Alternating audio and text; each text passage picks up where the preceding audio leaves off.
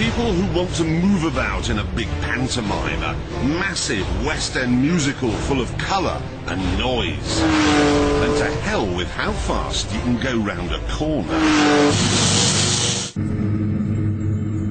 Unfortunately, the Gallardo, the baby Lambo, never really cut the mustard. As you'd expect, it isn't quite as nice to drive as a Ferrari 430. The steering isn't quite as delicate, there's less immediacy from the engine, and there's not quite as much poise. Sure, it has a flappy paddle gearbox and they just up the power a bit, but it still isn't a proper driver's car. Now, that would be fine if it was flamboyant and mad, but it isn't. It feels sort of like a big Audi TT.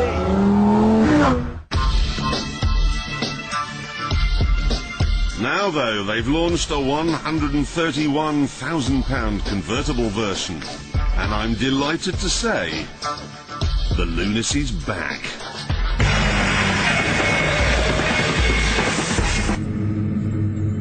There are faults. The steering wheel, for instance, is covered in a bath mat, and if you push the seat all the way back, as I have to, it squeaks against the firewall. Can you hear that? It does that the whole time you're driving along. And you can never find the seat belt. I don't care! Sure, you're going to get people coming up to you saying, oh, you could have gone round that corner point, 0.003 of a second faster if you'd had a Ferrari. Oh, you know, that's 100 kilograms heavier than the coupe, don't you? And it doesn't matter.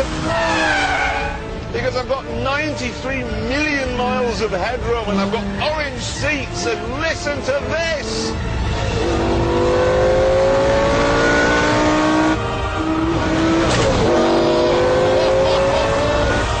The sound of a 5-litre V10 engine. It's the noise of 512 rampaging Italian horsepowers. It's like listening to the Cirque du Soleil being chopped up by their own chainsaws.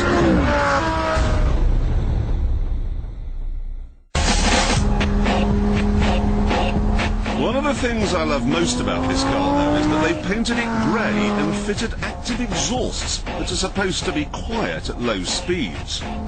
But they're not fooling anyone. You can try to drive it quietly if you want to, but it's impossible, because if you accidentally stray over 3,500 RPM, you just get this sort of bark, like that. You hear that? Quiet. Bark. Ah!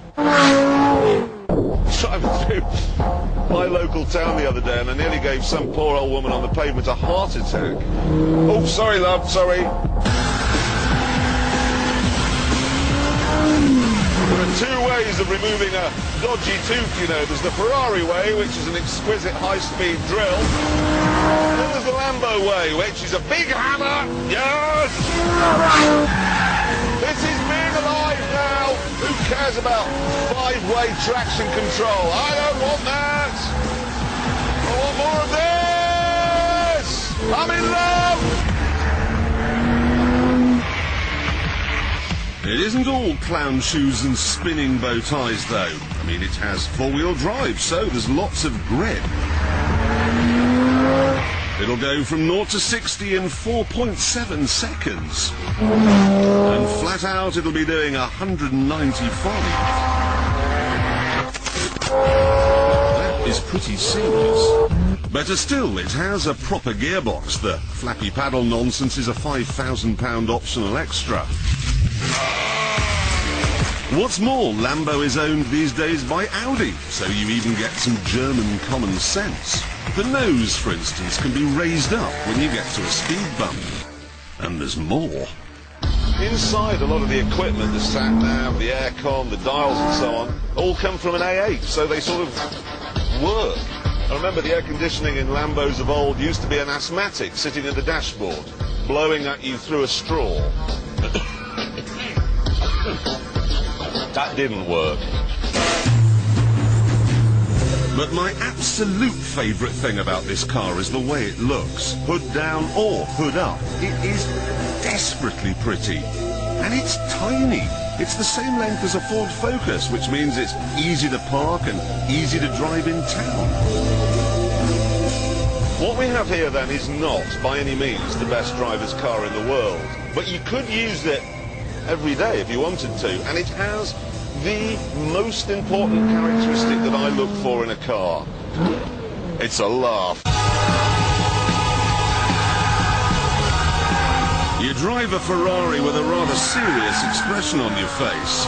You drive one of these gurning like you may technically be an idiot.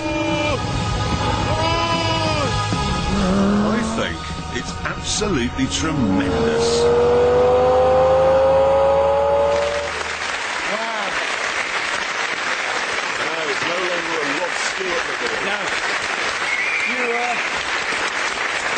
You liked it then? Oh, I adored it. It's the lunacy I love most of all. I mean, you know, some cars, okay, they've got the spoilers on the back that come up at a certain speed. They've all got a button somewhere inside so you can override it, okay, so you can put it up when you want to.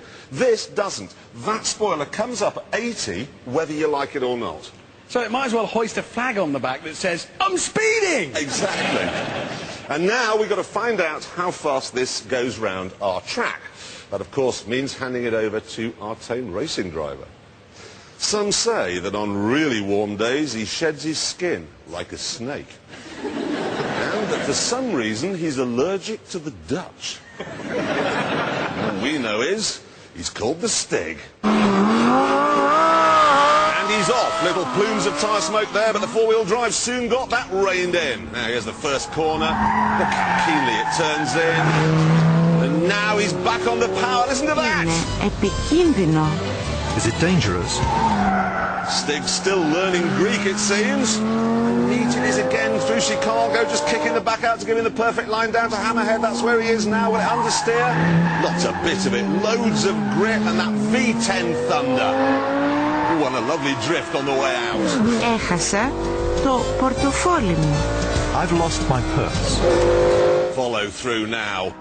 Ooh, he's having to give it a flick of opposite block. Now hammer down hard. That's very quick through the tyres. 2 corners left. Here he goes into that one. He's very committed through there. Hard on the brakes, showing it into Gambon.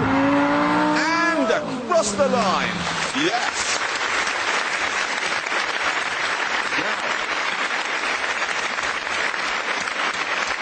He did it in 1 minute, 25.7 seconds. So it's not what you'd call the fastest supercar in the world, but I have to say, it is my new favourite.